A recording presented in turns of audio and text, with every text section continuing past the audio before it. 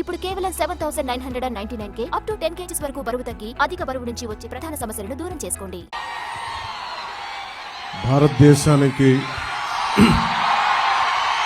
భారతదేశానికి జాతీయ జెండాని రూపకల్పన చేసి మనకి బందరికి అత్యంత పేరు తెచ్చిన స్ఫూర్తిదాత, స్ఫూర్తి ప్రదాత పింగళి వెంకయ్య గారికి పాదాభివందనాలు చేసుకుంటూ, నమస్కారాలు చేసుకుంటూ సభను ప్రారంభిస్తున్నాను. అలాగే నాకు ఇష్టమైన, మీకు చాలామందికి తెలియకపోవచ్చు, ఇష్టమైన తత్వవేత్త ఉప్పలూరి గోపాలకృష్ణమూర్తి నా జీవితాన్ని చాలా ప్రభావితం చేసిన వ్యక్తి. ఆయన బందర్లోనే పుట్టారు. ఆయన పాద పద్మాలకి నమస్కరించుకుంటూ సభను ప్రారంభిస్తున్నాం. దారి పొడుగుతా ఆడబిడ్డలు, యువతలు, తల్లులు, తండ్రులు, పెద్దలందరూ బిడ్డలను మరి తీసుకొని స్వాగతం పలుకుతా, జయజయలు పలుకుతా చాలా ఉత్సాహంతో మాకు స్వాగతం తెలిపారు.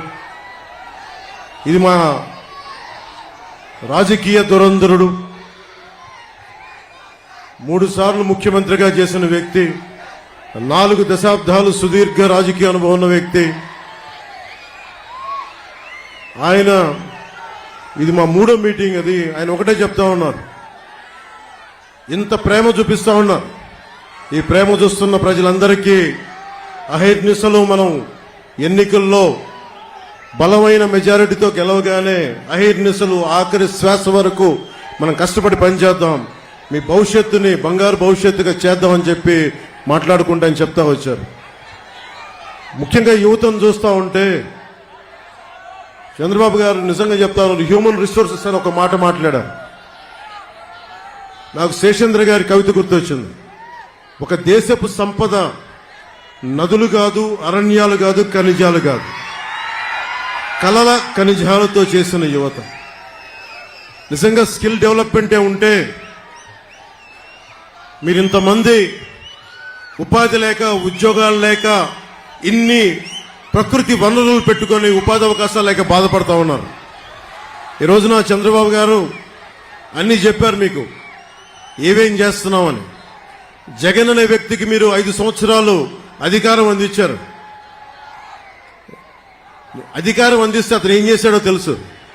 ఇక్కడున్న ఎమ్మెల్యే వారాహి ఎలా వస్తో మేము చూస్తాం, ఆంధ్ర రోడ్ల మీదకి ఎలా వస్తో చూస్తామంట. ఈ తాటాకి చప్పుళ్ళకి బెదిరితాం మేము, ఈ చిల్లర ఆకురౌడి పనులకి మేము బెదిరుతాం మేము. ఏమనుకుంటారు వీళ్ళందరూ, ఆకు రౌడీలు అందరూ? చిన్న చిన్న అతని కొడుకు అంట, పేరు కూడా నాకు తెలియదు సరిగ్గా, అతను ఎమ్మెల్యే అభ్యర్థి అంట. మీరు చెప్పండి, ఇంతమంది యువత ఉన్నారు, మీకు వాళ్ళ కొడుక్కి తేడా ఏంటి చెప్పండి? మీకు వాళ్ళ కొడుక్కి తేడా ఏంటి? దిగొచ్చాడా కొడుకు? మీరు ప్రత్యేకంగా రాచరికంతో పుట్టారా? అంటే మీ రక్తం బ్లూ కలర్లో ఉంటుందా? మీ రక్తం మీరు దాడులు చేస్తే మేము భరించాలా? 14 తెనాల్లో మాట్లాడుతా, జగన్కి గాయం అయితే రాష్ట్రానికి గాయం అండి. మీకు ఒక్కరికి గాయం అయితే రాష్ట్రానికి గాయం కదా? ఇంతమందికి ఉపాధికి అవకాశం లేకపోతే గాయం కదా? ఇంతమంది మత్స్యకారులకి ఉపాధి అవకాశం లేకపోతే గాయం కదా? పాకిస్తాన్ జైళ్లలో మగ్గుతా ఉంటే అది గాయం కదా రాష్ట్రానికి? చేనేత కార్మికులు, కళంకారీ కార్మికులు రోడ్ల మీద పడి ఉపాధి అవకాశాలు లేక ఆత్మహత్యలు చేసుకుంటా ఉంటే రాష్ట్రానికి గాయం కదా?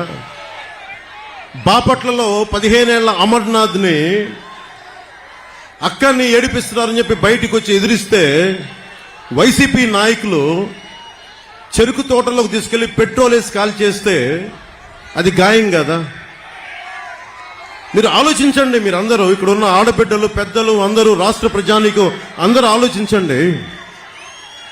ఒక చిన్నపాటి వంట చేస్తున్నప్పుడే చిన్న నూనె చుక్క పడితేనే ఎంత బాధ వస్తుందని తెలుసు. అలాంటిది 15 ఏళ్ల బిడ్డల్ని తీసుకెళ్లి పెట్రోల్ వేసి కాల్ చేస్తే ఆ మంట అసలు మనం ఎవరిలో ఊహించగలమా? బాధను ఊహించగలమా? అలాంటి అది వదిలేసి ఇతని తలకి అతను కొట్టుకున్నాడో ఎవరు ఇసిరారో అతనే, అదంతా మనకు మాయ ఎలా జరిగిందో తెలియదు. గొడవ మాకు ఇతనికి పనే? మాకు ఇతని మీద మాకు కూర్చోబెట్టి దాడులు చేయడానికి మాకేం పని లేదా? మాకు వేరే పనులు లేవా మాకు? అయినా మీలాగా క్రిమినల్స్ మేము? అందరి మీద దాడి చేసే నీకు అసలు నీ మీద ఎవరికైనా దాడి చేయడానికి ధైర్యం ఉంటుందా? నువ్వు బతకనిస్తావా? నువ్వు సొంత బాబాయిన గొడ్డలతో అడ్డంగా నరికి చంపేశావు. నువ్వు ఆ నరికి చంపించిన వ్యక్తులను వెనకేసుకొస్తావు.